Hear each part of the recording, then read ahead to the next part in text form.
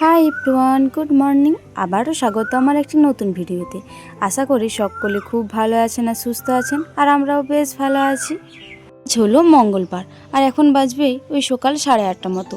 এখন থেকেই আজকের ব্লগটি আমি শুরু করছি। আশা করছি আজকের ব্লগটি আপনাদের ভালো লেগে থাকবে। আপনারা হয়তো ভাবছেন যে সকাল সকাল কোথায় বেরিয়ে পড়েছি। তো এর আগের দিনের ব্লগে দেখেছিলেন যে আমরা মাসির বাড়ি এসেছিলাম বালসিতে।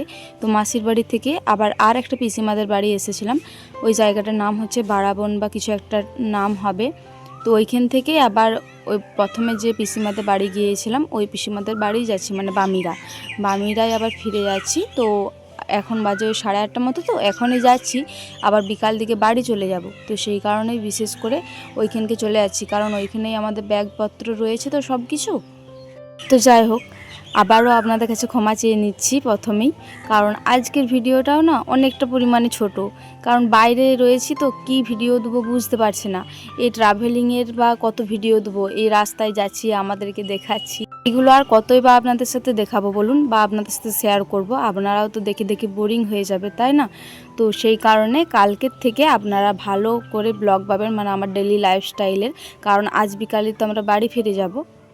এসে পরে প্রচণ্ড পরিমাণে হয়রানি লাগছিল, কেন জানি না। মানে এই ঘুরলে না বেশি হয়রানি লাগে, ঘরে কাজ করলে যত না লাগে। তো সেই কারণে এসে থেকে আর সেই রকম কোনো ভিডিও হয়নি। আর এইখানে এসে আবার পিসিমাদের আইকে জল ছিল না, কারেন্ট ছিল না, তো সেই কারণে আবার জল ছিল না ট্যাঙ্কি তারে। আর পিসিমাদের এইখানে যে কল পাম্প করব, কলও নেই যে কল পাম্প করে সব কিছু করব। তো সেই কারণে স্নান করতেও দেরি হয়েছিল। আর এখন মিনিমাম বাজবে ওই 12:30 মতো। তো সোনামা ঘুমাচ্ছিল, ও উঠে পড়ে, এই যে দেখুন, ও উঠে পড়ে যদি ওকে আদর করা হয় না, ও প্রচণ্ড পরিমাণে খুশি হয়। তো সেই কারণে ওকে একটু আদর করছিলাম। এখন মিনিমাম বাজবে ওই 3টে 3:30 মতো।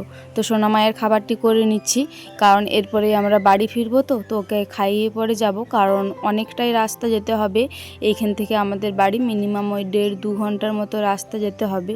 তো যদি না কিছু খাইয়ে নিয়ে যাই, ও তো রাস্তার মধ্যে খিদে পেয়ে যাবে। তো সেই কারণে ভাবলাম খাইয়ে পরে তারপরে না হয় বেরাবো। তো এটা স্যারেলাক্সই খাওয়াচ্ছি, কারণ এটা একটু মোটা খাবার, ওর পেটটা অনেকক্ষণ ভরা থাকবে। তো সেই কারণে বিশেষ করে এই খাবারটা দিচ্ছি।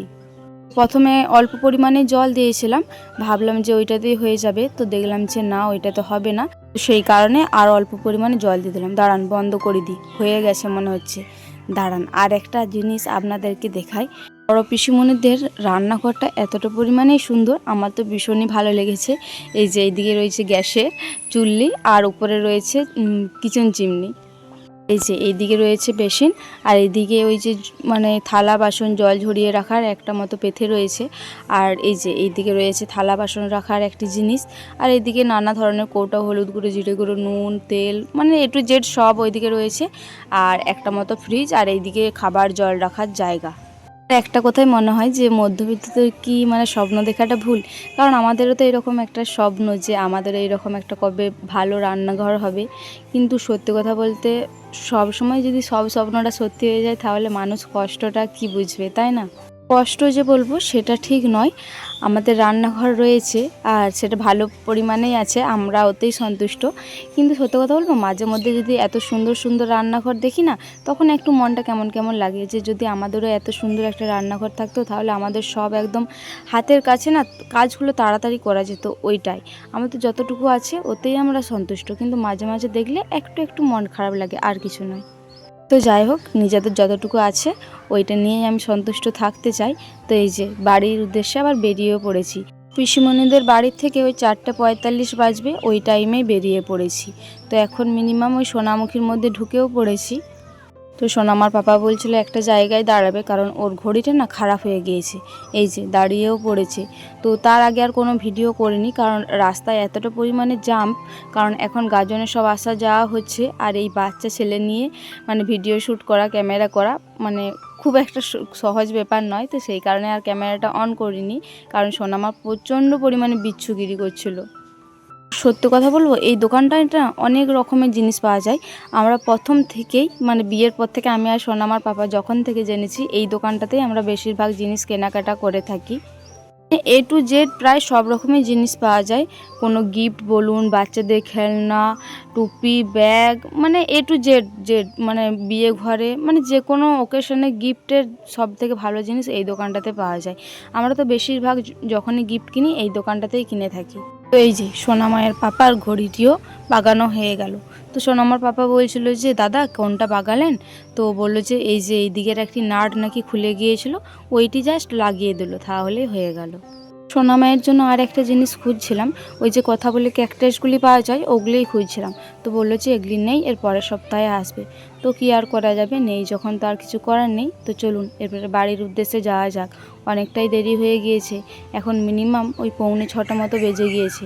তো আর একটাই জায়গায় দাঁড়াবো ভাবছি। তো সোনামার পাপা বললো আর একটি জায়গাতে দাঁড়াবো, তারপরে সোজা বাড়ি চলে যাব। তো আমি সোনামার পাপাকে বললাম যে তুমি একটু এগিয়ে যাও, সোনামায়ের জাস্ট রিয়াকশানটা দেখি। ওর বাবা আয় আয় করছে আর ও কিন্তু সমানে মুচকি মুচকি হেসে আছে। তো আমি বললাম যে তুমি একটু এগিয়ে যাও, দেখো ওর রিয়াকশানটা, দাঁড়ান আপনাদেরকে দেখাচ্ছি। চলে আসছে বাবা, বাবা চলে আসছে, বাবা চলে আসছে, চলে যাবে বাবা। দেখলেন তো, মানে ও কিভাবে হাসলো, ও বুঝতে পারছিল যে বাবা বাড়ি যাচ্ছে না, ওর সাথে জাস্ট ইয়ার্কি মারা হচ্ছে। এই যে বললাম না আর একটা দোকানে দাঁড়াবো, তো ওই দোকানটাতেই দাঁড়িয়েছি। কারণ মনীষা মনে একটা শ্যাম্পু ইউজ করে, তো সোনামায়ের পাপারও মানে প্রচণ্ড পরিমাণে ড্যান্ড্রফ হচ্ছে, তো সেই কারণে বললো ওই শ্যাম্পুটা ইউজ করবি তাহলে ভালো হবে। তো সেই কারণে এই যে অ্যাভেলিয়ার এ টু জেড সব এখানে পাওয়া যায়। তো অ্যাভেলিয়া কোম্পানিরই একটি জিনিস নেবো, তো সেই কারণে বিশেষ করে দাঁড়ানো হয়েছে। তো সোনামার পাপা দেখাচ্ছিল যে এই জিনিসটাই নেবো। যাই হোক, অনেক খোঁজাখুঁজির পরে জিনিসটা পেয়েছে, তো আমরাও নিয়েছি। তো চলুন এরপরে বাড়ির উদ্দেশ্যে যাওয়া যাক।